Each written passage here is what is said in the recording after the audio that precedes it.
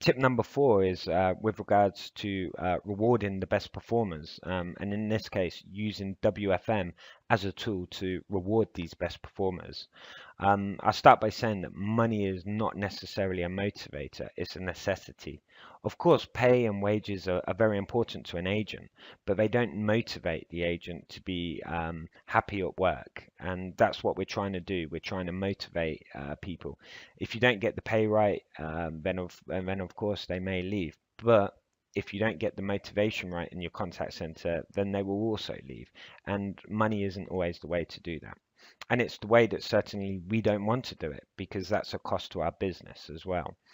So using WFM, you can easily identify who the best performers are. And you can do that through scorecard, KPI reporting. You can identify who has the best adherence, the best average handling time, even the best amount of sales that they've made, for instance. And you can use your WFM tool to identify those key statistics and rank your agents from best to worst. When you do have those, you can let the best performing agents choose their shifts. They can do preferences, shift bidding. In this case, we have must-haves and vetoes, which I'll show you in a moment, where they will definitely get the shifts. But you can also give them additional permissions within the system, like shift trading. Your best performing 20 agents can go out and trade shifts with other agents, for instance, and then they can get the schedule that they want. And the best things about these is they don't cost a penny to the company. You don't have to worry about profitability or budgets for any best performers. So how we do it in the system, again, preferences is one of the key ways. We can allow all agents to have preferences, but we actually have something here called must-haves, for example, where you can give the agent 4 or 5 or however many must-haves that they want, depending on how well they performed. And they can go through in the system and they can choose particular days that they must have as a day off or an early shift or a late shift or whatever they want. And that way they will be guaranteed to get those particular shifts. Tip number 5, let your agents control their performance. Very important is to allow agents to be presented with that KPI information. This is very much about agent empowerment and giving the agents the responsibility to take control of their own performance. And the easiest way to do that is present them the information through a scorecard. And you can do that through your WFM system. And also make sure that you're giving it to them on an updated intraday basis. So I can see how well I've performed up until this point today. Do I need to make improvements? Is my adherence at the right level, or do I need to be concentrating more when I come back from breaks, etc.?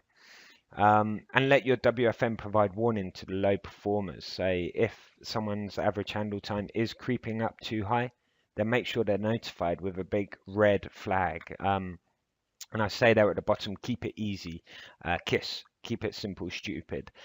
Basically, the agent's main responsibilities are about being on the phone. So don't overcomplicate their job role by giving them lots and lots of statistics. The best way of doing this is through some kind of traffic light system. Average handle time, you're either green, i.e. you're doing well, or you're red, your average handle time is too long, and then yellow or amber is a warning to say that they should be focusing on this. So keep it very simple for them is a key if you are going to present them with lots of KPIs and statistics. Tip number 6. Never target weekly service levels.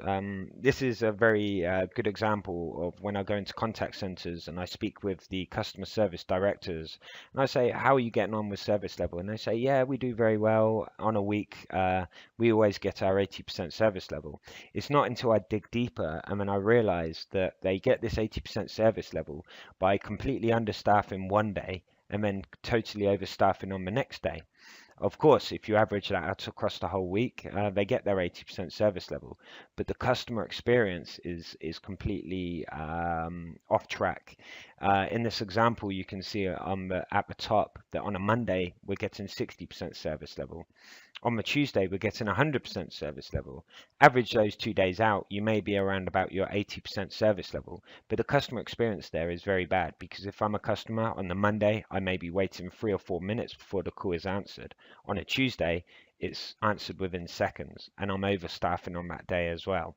So you should always ensure that your service levels are targeted on both a daily and intraday basis. Um, because the weekly fulfillment of service level doesn't tell you anything about what happened. You don't know if you're overstaffed or understaffed on any particular day. And this is where it becomes a huge cost and inefficiency to your business. And of course, there's a cost to your customers as well with a varied service level, that customer experience, which is so important to improve. Um, and even use your WFM to support you on an intra-weekly planning as well is also important. So is week one very different from week two and week three and week four? You should be ensuring that you're achieving service level across your weeks of the month, not just on a daily and intraday and weekly basis. Again, you should have the tools in Teleopti to support you to understand where you are achieving service level, where you're overstaffed and where you're understaffed. And these tools, these reports should be the basis for where you need to make improvements in your schedule.